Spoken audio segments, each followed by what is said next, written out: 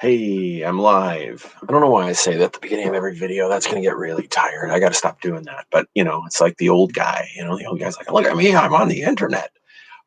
So maybe I keep doing that sort of thing. Got a stack of books here in my video view, and I don't want them there, but whatever. I dressed my set today, and I talk about that while I'm waiting for students to come in. I dressed the set. You can't really see, though. Like, it'd be better if it was right behind me. What are you going to do? But I got a bunch of apocalyptic books and movies back there, but the light's so bright. That's the trouble. It's lighting, I talk to my set people, and what do? They light the set all wrong. You can't get good help. You can't get good help for dressing a set during the pandemic. But, I got post-apocalyptic, apocalyptic books, movies, film book for Pacific Rim. You can't see that because it's too bright. Again, you just can't get good. You can't get good lighting, people. I don't know why I'm doing this, because I'm waiting for all my students to come in. So I just thought, do something that isn't the lecture. So the movie version of The Road, which is really, really tough. The book of The Road or the film, so hard. Role-playing game. And you play as yourself. Most role-playing games you play as something else. This one, you play as yourself. And the game begins as the apocalypse occurs. Kind of cool. If you're a big nerd. But I mean, look at me. I'm wearing a sweater vest. What do you expect? So here we are again, talking about intro lit. Talking about the apocalypse, really, which, some people are like, why would you teach that this semester? I had this in place years ago. I've been teaching this particular approach to this course for a few years running, and I never wanted to have it be this relevant or this surreal. And people have been asking me, like, what's it like, for your students? I said, I don't know. Nobody's complained. Nobody sent me an email saying you've completely scarred me with this course. Maybe I have. I don't know. Maybe that's what's going to come out in the course evaluations. Speaking of, course evaluations are live on My McEwen, so you can go ahead and you can evaluate this course. If you're bitter about the grades that I've given you, you can grade me. But I'm going to ask that you be fair. You assess the course in a fair way. If you feel like there are things that I haven't done, absolutely let the administration know. It's one of the best ways to let our administration know. And the more of you who do it, the better able the administration is to act on the feedback they receive. So if it's a class of 40 people and only 2 of you do the course eval, the administration can't really do much with that. So, if you want to bless your teachers or you want to curse them, this is one of the ways in which you can do it. But do be fair, because if you come out, guns ablazing in the case of a course that you didn't like, or a prof that you felt didn't do their job, then your argument is probably going to fall a little on deaf ears, because you're going to sound like you're emotional rather than really thinking this through. Give good reasons for why you feel like the course did not meet expectations. And keep in mind, of course, that there was a lot going on this term in the world. And I'm not just talking about my class. I'm talking about all the classes that you might submit an evaluation for. But it's time for you to evaluate us. And if you had a really good course, you let those make sure you do the course evals for those ones. Bless those profs, especially if you know that they're sessionals, because that's going to help their career down the road. Liz says, if anything, the material has been helpful, has created a conversation about being prepared for something like this before the global pandemic was declared. Yeah, and it's interesting that you bring that up, Liz, because it's something that I was thinking about after reading a bunch of the discussion board responses to the week where we did Jorge Luis Borges's Garden of Forking Paths, where, like many of you were talking about the forking paths in fiction and the way in which an author chooses the various roads. And yeah, that's absolutely one of the ways in which we can interpret the concept of forking paths, because Borges includes a book in his short story. So there's literature in the literature, just like in Station 11, we've got literature in the literature. Texts that never really existed. Sui Pen's Labyrinth doesn't really exist in our world, but it exists in the diegesis of the world of the Garden of Forking Paths. But one of the other ways that I've considered fiction in that framework of Forking Paths is that fiction can provide an opportunity to, in a limited way, live other lives and journey down other paths. And some of those paths are very close to reality. You know, you think about our semester, we've had all sorts of different levels of verisimilitude, worlds that are very coherent with ours and worlds that aren't so much. You think back through our semester and we looked at Welcome to Paradise by Deborah Willis. Nothing fantastical there. No pandemic that, you know, kills most of the planet. No alien invasion. No crazy rat rods chasing people through the desert. Just some young women breaking in houses and not even doing it as a theft thing. It's just because they were bored, and there is a coherence with our reality. So there's a stronger sense of verisimilitude there, but we get to experience what that would be like in a limited way. I mean, it's never the full experience, but at the same time, something that I learned when I was doing research I did a TED talk a while back, TEDx talk. And it was about the way in which stories affect us emotionally. And in doing my research, I discovered that the brain doesn't differentiate largely between fictional events and real life ones in terms of how the emotional center our emotions are affected. So, if you experience fear because you're reading something that causes you to be fearful, that is as genuine as fear that you would experience if something was really causing that. So, there's a part of our brain that knows that the stimulus is real or not, but the brain doesn't differentiate between those insofar as generating the emotion that we have. And so when we experience emotions while we're reading fiction or watching fiction, we're experiencing another life, another pathway. And that's fascinating to me. That's one of the reasons that I think that story is so powerful.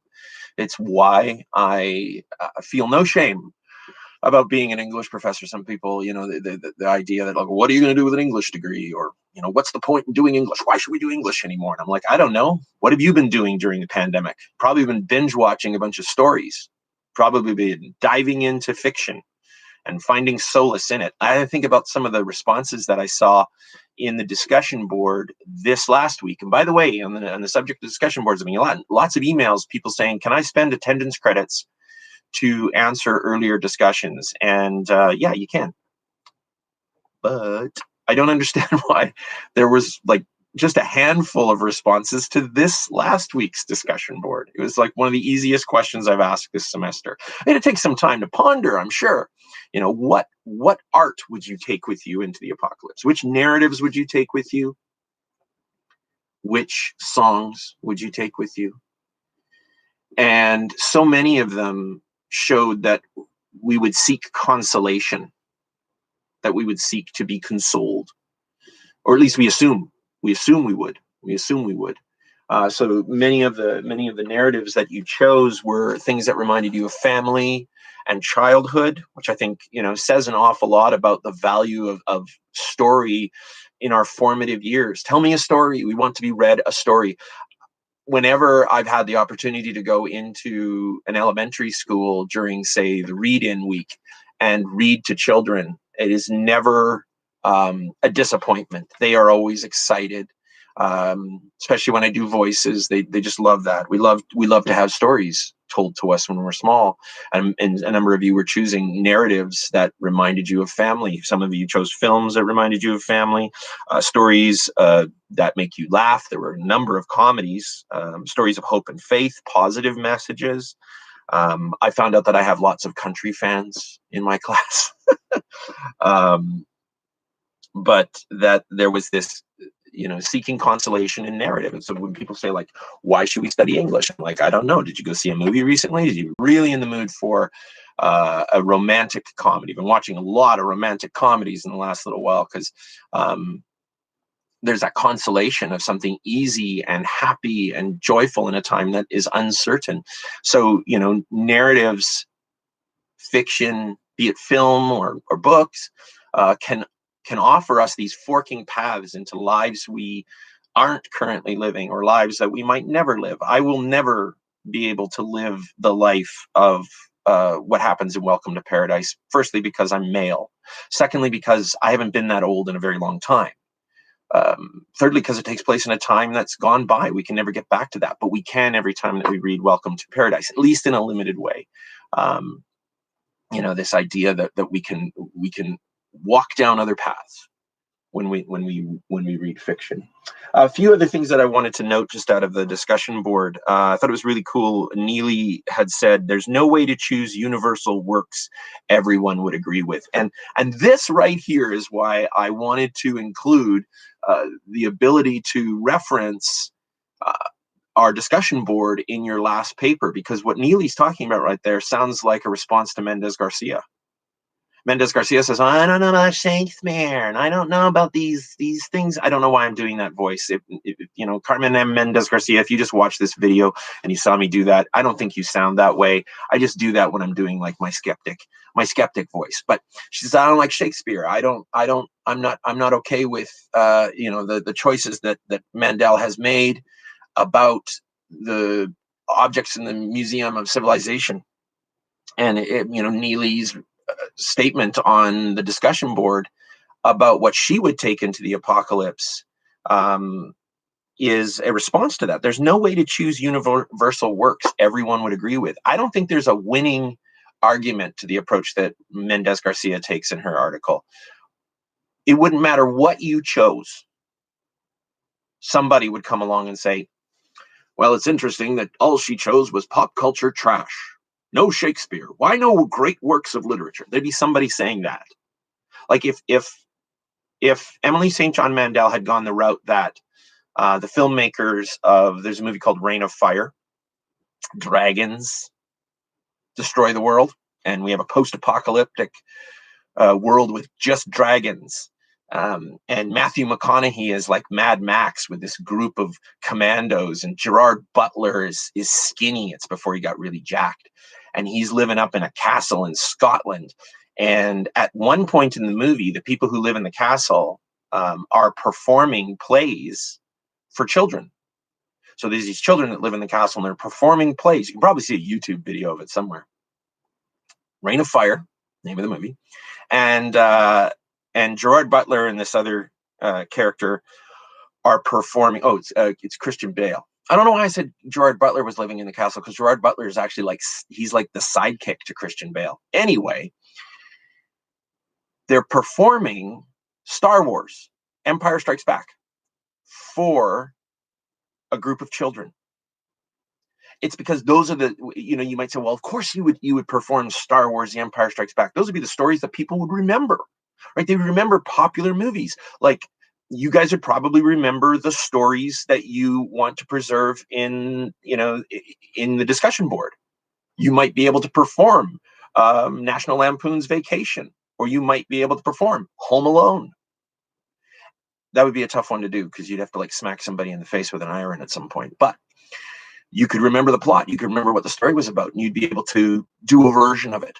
And when they're done, that particular episode, they stop right when Darth Vader says, "Luke, I am your." Yell out that they want the Lion King, or that they want the Great White Shark, Jaws. They want those stories, because they apparently have had these stories performed for them before. But now I imagine if Emily St. John Mandel had gone the same route that the makers of Reign of Fire had, that somebody would come along and say, "Well, there's popular films, so lowbrow, where's the great literature?" So we can never make everybody happy with an argument like that. So that's why I say the text is our evidence, because if we're outside the text and we're going, well, it could have been this way, or it could have been this other way, yeah, that's wild speculation. It could have been a million ways. It could have been all the ways that those apocalypses are like, but it's not. It's the way that Emily St. John Mandel is constructing an apocalypse. So, and I also wanted to take a moment from Destiny's contribution, where she said that she found these particular works are extremely compelling to their audience and have a huge effect on how one views the world after. And then she caveated that. She was qualified it.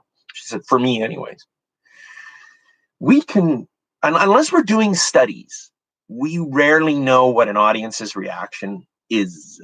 So we say, like, audiences react like this. We don't know. Not for sure. We can speculate. When we're writing a paper like the one that we are, and we want to say something about what the audience might feel about Station 11, where are we going to get that information? As it turns out, there's a source. Goodreads. No joke. I've been using this for a couple of years now.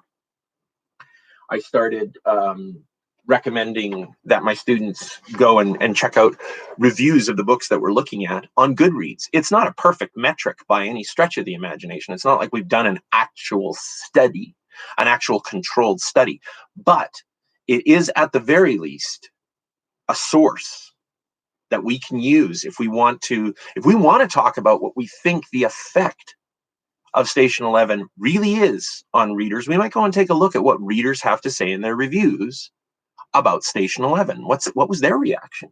And how does that cohere or not cohere with Mendez Garcia, with Feldner, with de Cristofaro, with whomever you've been looking up for your last paper? So let's talk about that last paper a little bit. Now, I've gotten a few emails where you are asking if I could post the full description of the assignment. Well, it's been posted all semester, everyone. It's in the course outline. Back at the beginning of the semester, I said, download that syllabus, download that course outline, because it has everything you need to get you through all the way till the end of the semester. Now, the only change to the information that's in the course outline insofar as this assignment is concerned is that it's due April 8th, not April 6th. Everything else about it is the same. It's 1,250 to 1,500 words, but remember, you're building on what you already have from your synthesis, so you might only be required to write 250 to 500 words. You're rounding out your argument, okay? You're not reinventing the wheel. So if you got feedback, then you're going to know, what I gave you some suggestions for how to potentially add in another article, because that's one of the things that you have to do if you take a look at the full description. It says that you have to have at least 3 scholarly secondary sources for this assignment. 2 of the 3 maybe articles I already assigned, and if you're smart, you're just going to go, you know what, I've already got Feldner, I've got Mendez Garcia, or I've got Feldner, I've got de Cristofaro. You're nearly there. And now you just got to add in another secondary source, a 3rd secondary source. But you might want to add in more. You don't have to stop at 3, but please don't go beyond 5. Once you get that many sources into an essay, I don't know where your voice is anymore. Are you even in there? So you have to add in another article. And please, please, please note that I am asking in the description for you to include references to Station 11. Now, when I say that, I don't mean I want you to reference what Mendez Garcia and Feldner reference about Station 11. They have all sorts of citations for Station 11. They quote, they reference directly. You have to do that too. And in some cases, that's going to be integral to your argument, where you might say, I agree with Feldner. Let's say it's on the subject of violence. And we'll talk about this on Friday again. The way in which Emily St. John Mandel does not explicitly show us most of the violent things that are mentioned in Station 11. Yes, most of the planet dies, but are we there for those deaths? Is that action focalized for us, or is it just mentioned? Now, there is action where it is focalized, but even there, we want to do a potential compare contrast. And so in the description for the assignment, I say, you are welcome to include references to other primary sources from our semester. So if your paper was to be about Feldner's claim, and Mendez Garcia echoes this, that Emily St. John Mandel's Station 11 is less violent than other post-apocalyptic texts, or that it is not as explicitly violent as other post-apocalyptic texts, then what you might do is take a scene like the one that we're going to talk about on Friday from the chapter or the section of the book called The Prophet, and compare and contrast that with some of the scenes from Mad Max Fury Road. Because this is a question that I want to talk about on Friday. Is, someone might look at the section on the prophet and say, well, got pretty violent there and it was pretty explicit. Really? And was it brutal? Was it like someone got their face ripped off? Brutal? Was it as intentionally brutal as Furiosa is in Mad Max? Those are questions we want to ask, because that tells us something about the intention of the text. When we can bring narratives into comparative space with each other, we can learn some new things by exploring those differences. So those are some of the things that you have to do with this last paper. And above all else, you have to construct an argument. You are bringing an argument into this one. Okay, your voice needs to be heard. And a number of you took a shot at this with your synthesis, but you've got to go farther. And it's not just like you go, and here's what I think. Explain, argue, expand, full ideas. They say, I say, I know, the whole semester I keep saying, buy this book. Now you can't even get to the McEwen bookstore, but it's available on Amazon and it's available on Indigo. Should you get it? Yes, you should. If you didn't buy it yet, you should get it. If you didn't get it and you haven't been using it and you're frustrated with your grade, I don't know what to do for you, because this book is helpful. I didn't write it. I don't get kickbacks. These are not my pen names. I don't know these people, but I think this book is super helpful in writing papers like the ones that you need to for university. Chapter 6 of They Say, I Say, Skeptics May Object, Planting a Naysayer in Your Text. So this is, if you don't have the book, this is just a quick rundown of some of the stuff that gets said in that chapter. Graf and Birkenstein say, as we argue throughout this book, writing well does not mean piling up uncontroversial truths in a vacuum. And some of you did this with the synthesis. You were like, Feldner says this, and Mendez Garcia says this other thing, and Feldner says this, and Mendez Garcia says this other thing. And I'm like, you're just stacking information. And a lot of them are potentially uncontroversial truths. And there's no one like you might say something like, Station 11 is about culture and memory, and my pushback on that is, who would disagree? Who would find that illuminating? Right? Feldner says it. Mendez Garcia says it. Mendez Garcia has trouble with which particular elements of culture and memory Mendel uses, but that's not a particularly controversial position to hold. And it doesn't mean that you always have to dig for controversy. But you ought to have somebody who comes in and says, because that generates that argument, right?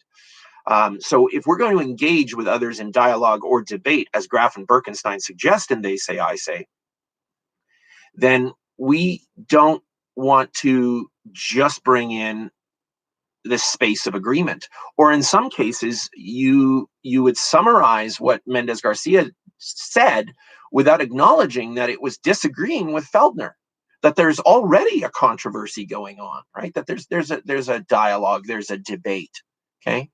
But Graf and Birkenstein said that we can do this not only by opening our text with summaries of what others have said, what Feldner has said, what De Cristofaro has said, what Mendez Garcia has said, but also by imagining what others might say against your argument as it unfolds. So we might imagine what someone would object to in this particular argument, or perhaps we object.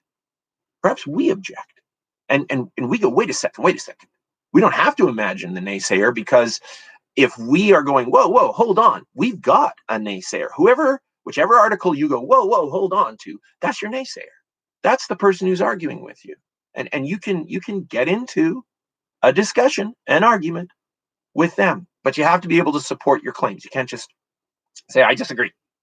Because you think back to that video that I showed you from Monty Python, it's just contradiction, just back and forth. Yes, it is. No, it isn't. Yes, it is. No, it isn't. That doesn't go anywhere. We need more. You have to explain why you think the way that you do. But many people would think, oh, why would you include the other side of the argument? Don't you want to win it? Yeah. But as Graf and Birkenstein say, the more you give voice to your critics' objections, the more you tend to disarm those critics. Especially, and this is what's important, if you go on to answer their objections in convincing ways. And that's what I mean about, you're going to have to support your position. Don't just say, I agree or I disagree. Think about chapter 4 of They Say, I Say, yes, no, and okay, but. We can't just go yes, we can't just go no, we have to add something meaningful to the conversation. But one of the things that one of the effects that happens when we represent objections fairly, so you don't want to go, you don't want to misrepresent whoever your naysayer is. Many of you are already moving towards Mendez Garcia being your naysayer. You have to represent her objections fairly, because if someone knows Mendez Garcia's position or holds that same position, they don't want you to dismiss it outright. And as Graff and Birkenstein say, when writers make the best case they can for their critics, they actually bolster their credibility with their readers. Why does this happen? Well, just think about it from a political standpoint. If you're having a debate with somebody about politics, and they go, well, they're thinking in their head, you don't even know about the way that I think. And you go, well, what I suppose you might be thinking right now, and you anticipate that objection, you represent it fairly, and you go, I totally see where you're coming from on that. However, if you can convincingly say, I totally see where you're coming from on that, you got a better chance of convincing that person. And that's what we want for our arguments. I mean, if we're going to write about this stuff, if we're going to learn about things in university and then argue things in our papers, we ought to do it persuasively. And how can we answer objections persuasively?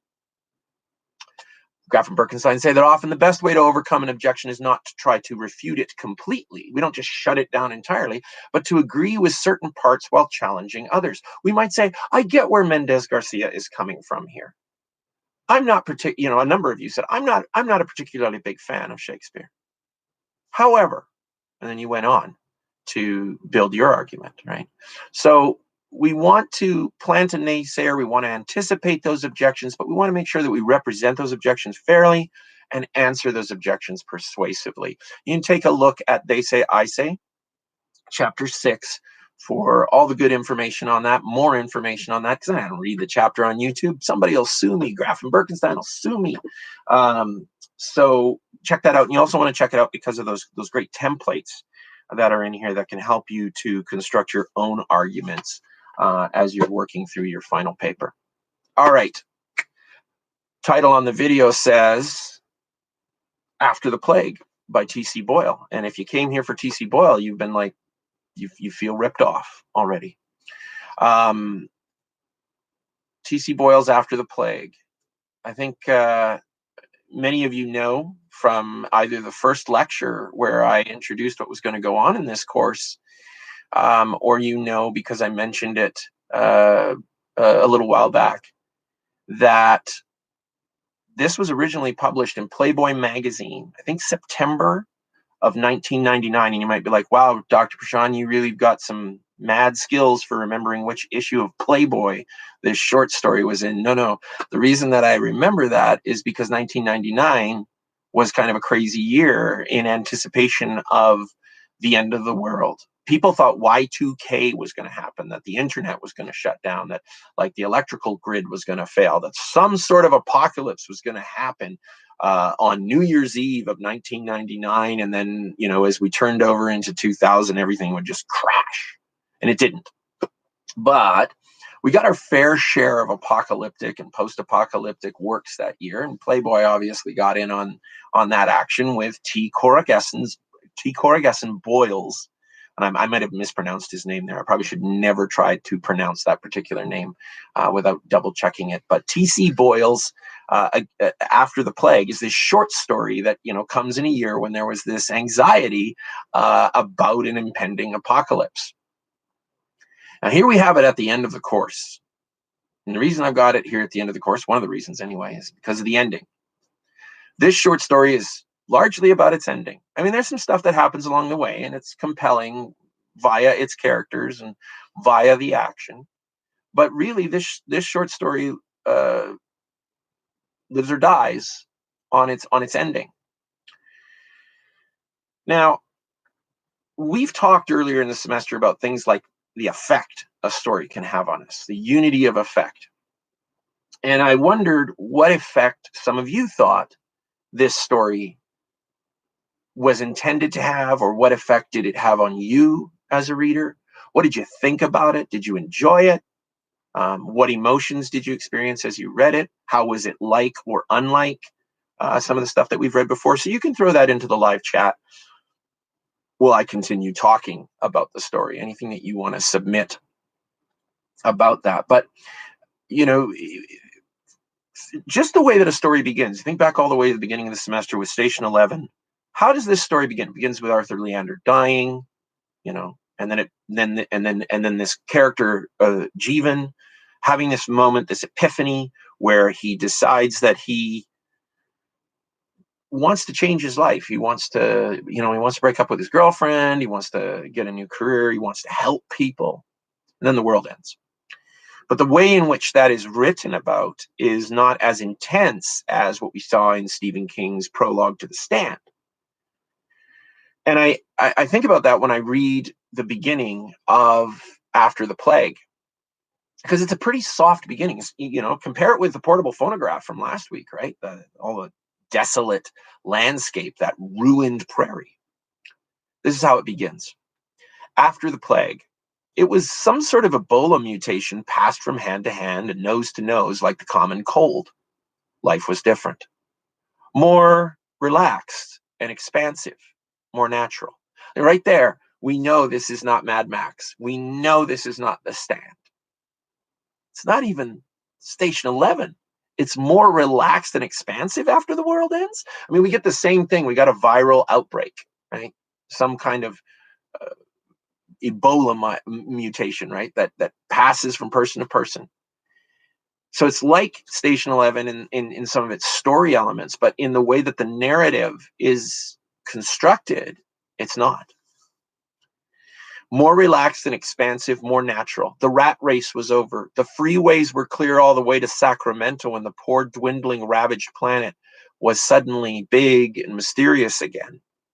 It was a kind of miracle, really, what the environmentalists had been hoping for all along, though, of course, even the most strident of them wouldn't have wished for his own personal extinction, but there it was.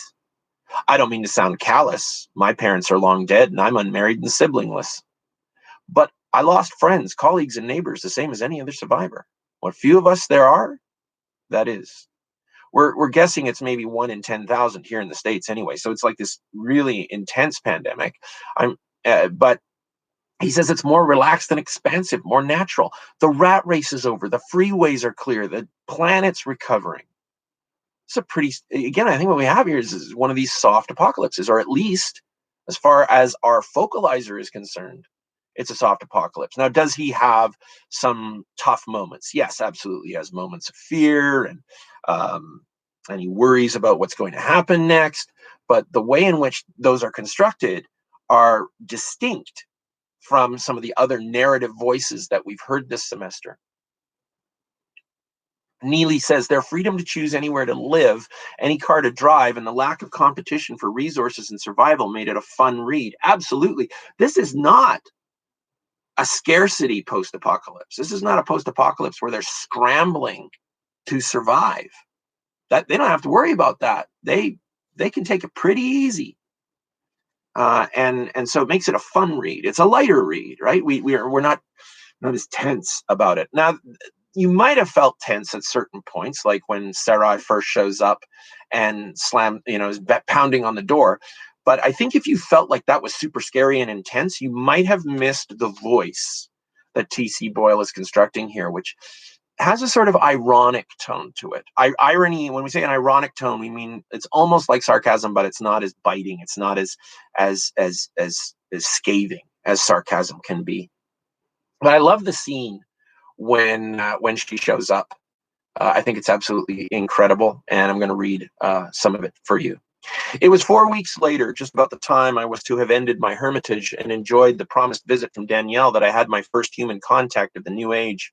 I was at the kitchen window beating powdered eggs into a froth for dinner, one ear half attuned to the perfect and unbroken static hum of the radio, when there was a heavy thump on the deteriorating planks of the front deck.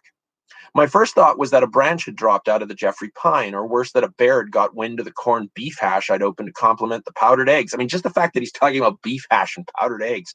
This is not think about the opening moments of Mad Max when he eats that lizard, right?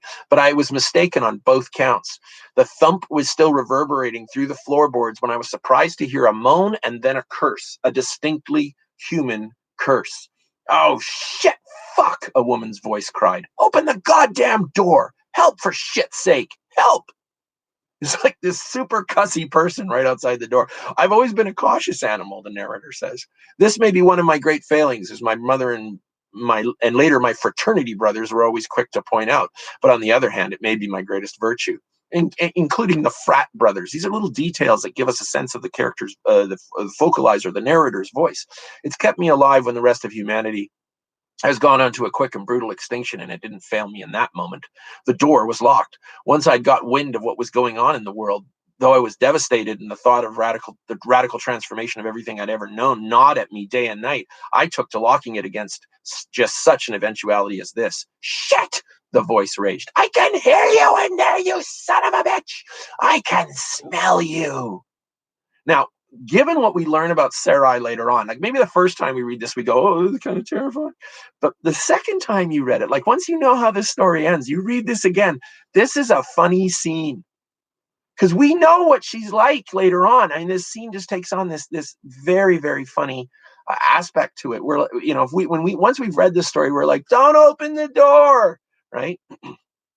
And just the way that she screams at him through the door, that I can smell you. This woman is loathsome.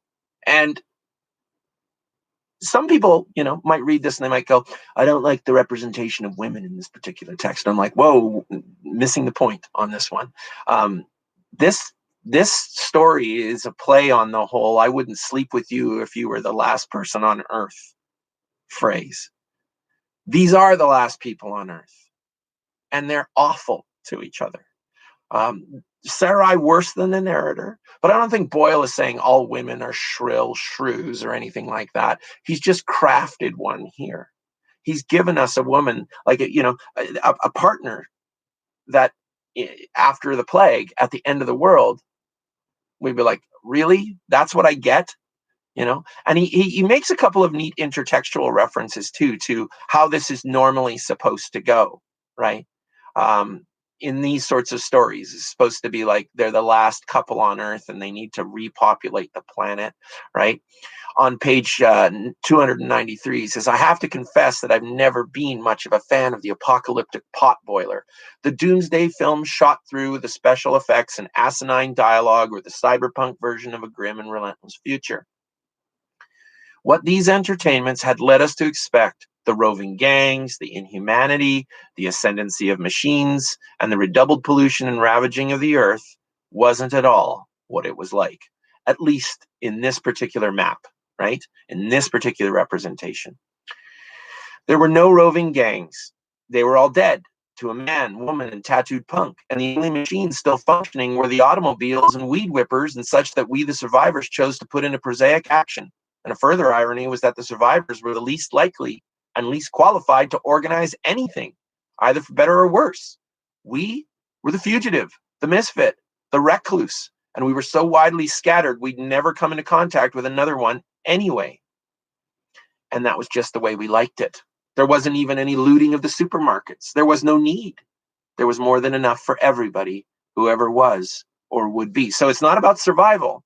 So what then does it need to be about? And he wonders if maybe it should be about repopulating the earth, with this woman. But she's just increasingly odious. She's just awful. Like when they go down to the town and he's trying to prove to her that the apocalypse has actually occurred, and she throws a brick at the windshield, right? And she, die, she shrieked, you die, you shit. Like she's just awful. When he finally says, hey, do you think maybe we should, repopulate the planet? And she laughs at him. This is on page 296. Her laugh stung me. It was sharp and quick like the thrust of a knife. You idiot, she said, and she laughed again, showing the gold in her back teeth. I hate children, always have. They're little monsters that grow up to be uptight, fussy pricks like you. She paused, smiled, and released an audible breath. I had my tubes tied 15 years ago. And she's happy about it. She's happy about it, right? Um, so here's this guy. He's the last, as far as he knows, he's the last man on Earth with the last woman on Earth, and they hate each other. And that's Boyle's joke, I guess. Now, as it turns out, she's not the last woman on Earth, and after they separate, they break up. Our narrator runs into Felicia, who used to be one of the tellers at the Bank of America branch where he cashed his checks, and they begin a life together. And there are these little hints that our narrator isn't even a very nice guy, right? Like he's always like commenting on these women's appearance. Like she wasn't really as hot as I'd hoped she would be, and so we probably find him a little off-putting as well. Not a great guy, but none of these people really are.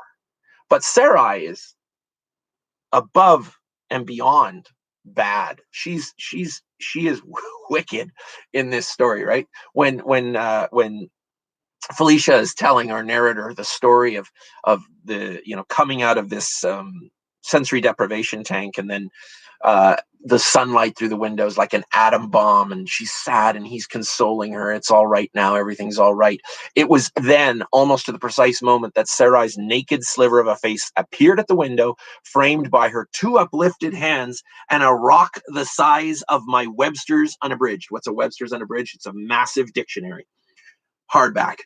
"What about me, you son of a bitch?" she shouted, and there it was again, everlasting stone and frangible glass, and not a glazier left alive on the planet. She just chucks this thing through the window. She's constantly shattering glass. It's so great. And I think about this, if this was like a TV show. Oh, wait, it was a TV show. No, it wasn't. But there was a TV series called Last Man on Earth. I never saw it, but my students told me about it the one year that I was teaching this, and they said there's a lot of intertextual echoes going on between After the Plague and this TV show, The Last Man on Earth. "I wanted to kill her," he says. "It was amazing. 3 people I knew of had survived the end of everything, and it was one too many." And I can't help but think all the way back to the beginning of the semester, to War of the Worlds. You could name this story the same title as James Blaylock's War of the Worlds, and it would be so apropos. Here again, we've got the big apocalypse, right? And the little apocalypses. The friction between people. And I not only reach back to Blaylock and the marital difficulties in War of the Worlds, but I also reach back to Robert Frost and the question of whether or not Robert Frost's Fire and Ice is about the end of the tangible world or the end of some other world. Some say the world will end in fire, some say in ice. But from what I've tasted of desire, I hold with those who favor fire.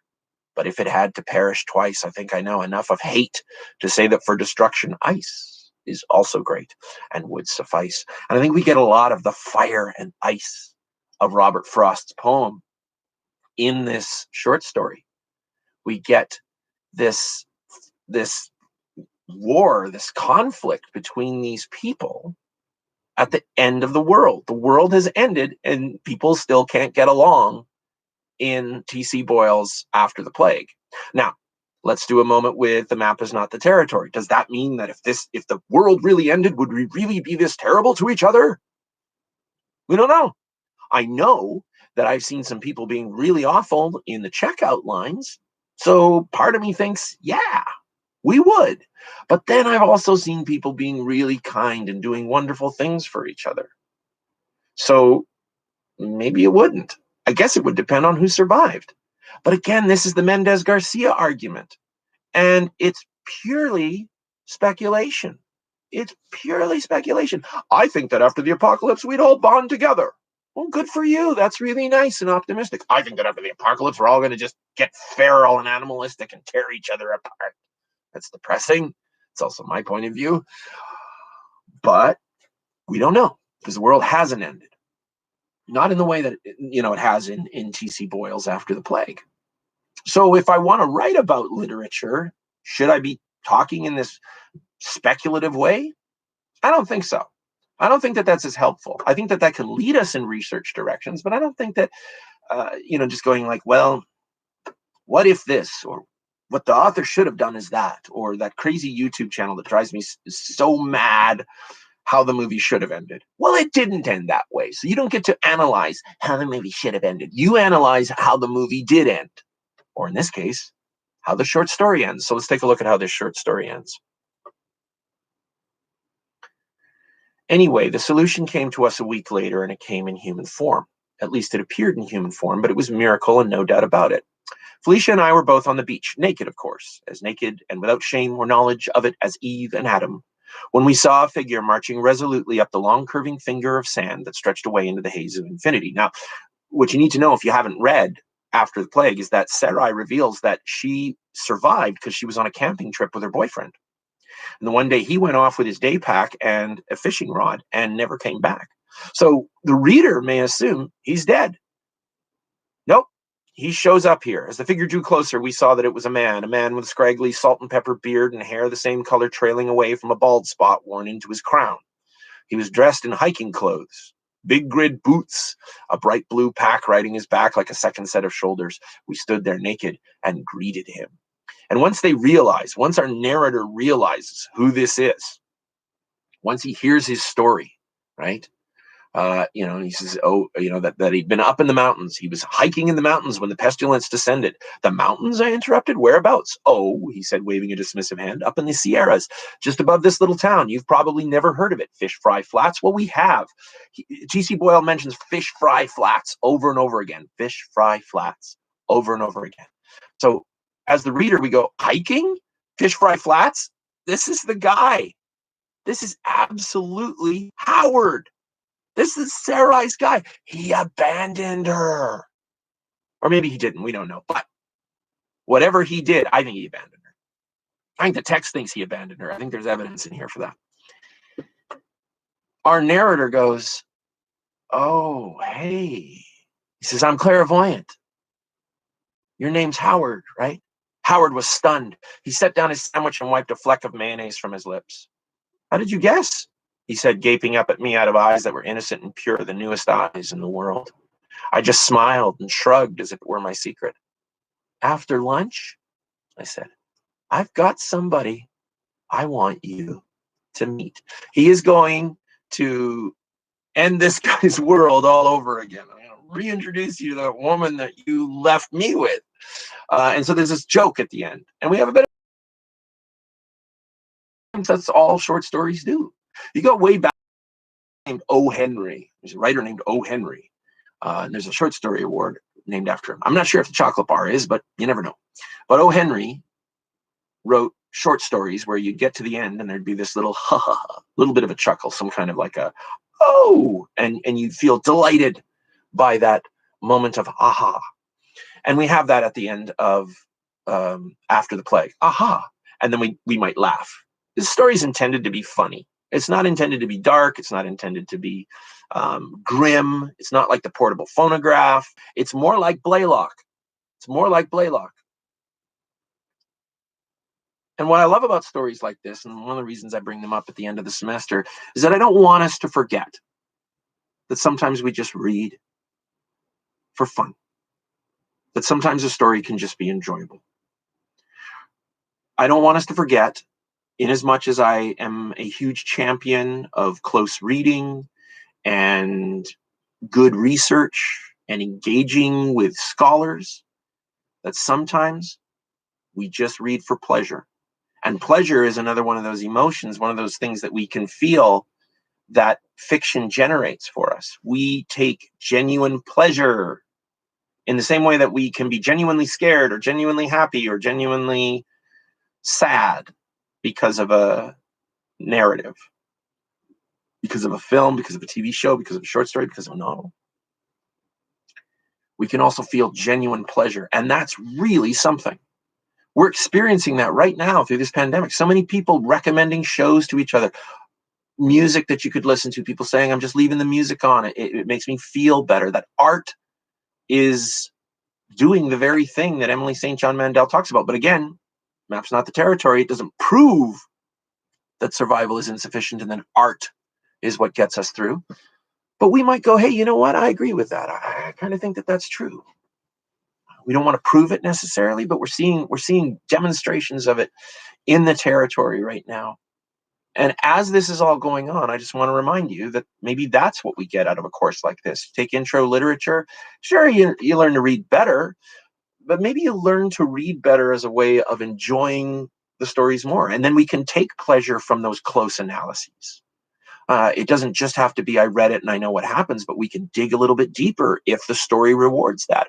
I don't think After the Plague would reward a particularly deep dive for meaning. I think it's mostly meant to give us a laugh. I think it's mostly meant to make things a little lighter. And so that's the read. So what I love about that, though, is that it's about the ending. And we're going to be talking about endings on Friday when we take a look at Station 11 and the final 2 sections for You'll Go Away. Because you want to enjoy the rest of this, I'm just going to sit here quietly while I wait for things to show up in my live chat. It's boring.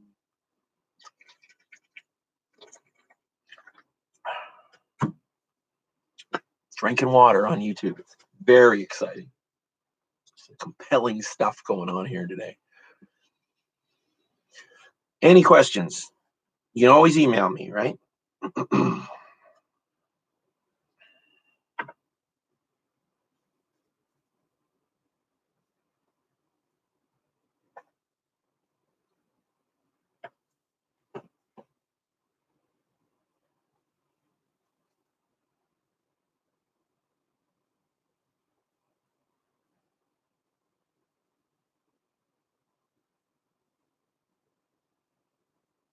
Uncomfortable silences on YouTube are even more uncomfortable than they are in real life, because at least you have faces to look at. Normally you can look at faces, you can like have a game of how uncomfortable is this silence.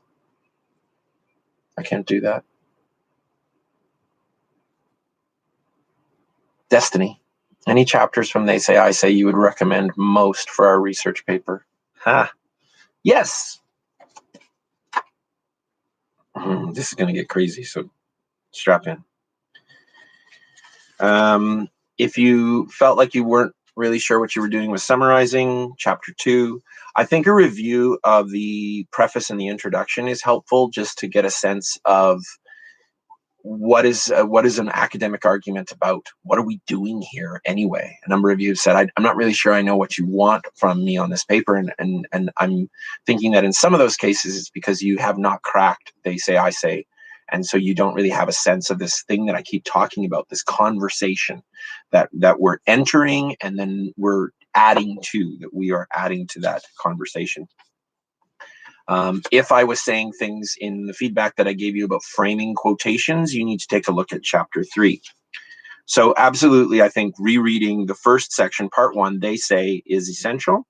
And then from the rest of the book, I would go with chapter 4, the one that we looked at today, which is chapter 6. So chapter 4 is the yes, no, and okay, but. What's my position? What's my response to what they're saying? And how do I frame that? 6, skeptics may object, planting a naysayer. 7, crucial. So what? Who cares? Do you have a point? Chapter 8, as a result, connecting the parts. I think I recommend chapter 8 more than I recommend any other chapter in this book, because students have trouble with coherence. First-year students particularly have trouble with coherence, making sure that their argument flows, that it's organized in a way that flows. It goes from point 1 into point 2, into point 3, into point 4, that there is a way in which you're being guided through the argument. So absolutely chapter 8. But if you're like, there's no way I'm reading this whole book, Dr. Prashant, then chapter 11. Chapter 11 is about using the templates to revise, and it is the coolest checklist. I was gonna talk about it next week, but I'll talk about it now. I'll talk about it again on Friday, maybe. It's a checklist of all the things that you ought to be looking at before you submit a paper. So as you go through the revision process, ask the questions that They Say I Say asks of you in chapter 11, and then go through and make sure that you do those things. And if you do that checklist, you'll be in really good shape. So good question, Destiny. Thank you. Carmela, we can use our remaining attendance credits for this final essay. Yep. Yep. We have some elbow room. Your final is on the 20th of April.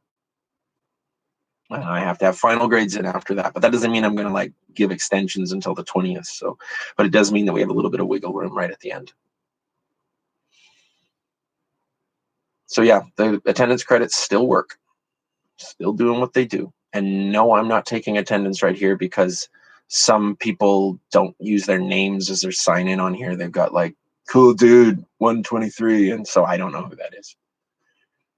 When is the hard deadline again? April 8th. It's next week. It's next Wednesday. Oh, sorry. Hard deadline is a week after the 8th, so that'd be the 15th. April 15th is a hard deadline.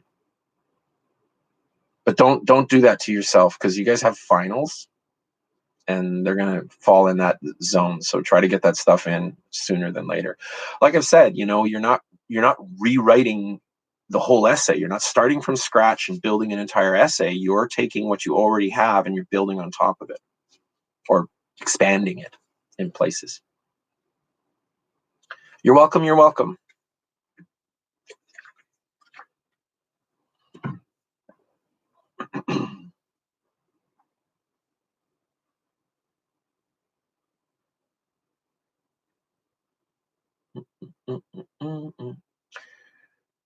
Now with all the snow outside, I think we've gone from station 11 to the day after tomorrow, where the world freezes over. Like, really? More winter? Come on now. I want to go outside and ride my bike. And I'm a winter cyclist, but there is a limit. Plus, the snow is deep. It's tough to bike. It's deep snow unless you have a fat tire bike. What else can I recommend to you? You guys probably are like just sick to death of working on the apocalypse. You're like, I'm not watching another one of these guys. You watch Wall-E. Wall-E's post-apocalyptic and fun. Remember that if you don't like the particularly low-def version that we have on eReserve, that if you haven't signed up for Disney Plus, you could sign up for a free month and watch Wall-E in high def. It's a beautiful movie. And you want to talk about, you know, fictional narratives that bring us a sense of consolation. Oh, Wall-E's just so great. You want to talk, that's actually like you know, some of you were talking on the discussion board about childhood and family. You know, you would preserve these because they remind you of those things. I think Wall-E is one of those movies that reminds me of when my kids were little. Reminds me of when I was first teaching, because I used to use it in one of my classes. Yeah, Quiet Place is a good one. Quiet Place is a great one. Quiet Place is amazing cinema. I would love to include it in this course, but there's just no room. And this thing is already tighter than a bullfighter's pants. But that is a great movie. Quiet Place is phenomenal cinema. It makes absolutely no sense. It is a great example of where, like, the map and the territory, it's great to keep those things distinct, because if you start playing the Carmen M. Mendez Garcia game with A Quiet Place, you end up going like, that's just stupid. As if the military wouldn't be able to figure out to use sonic.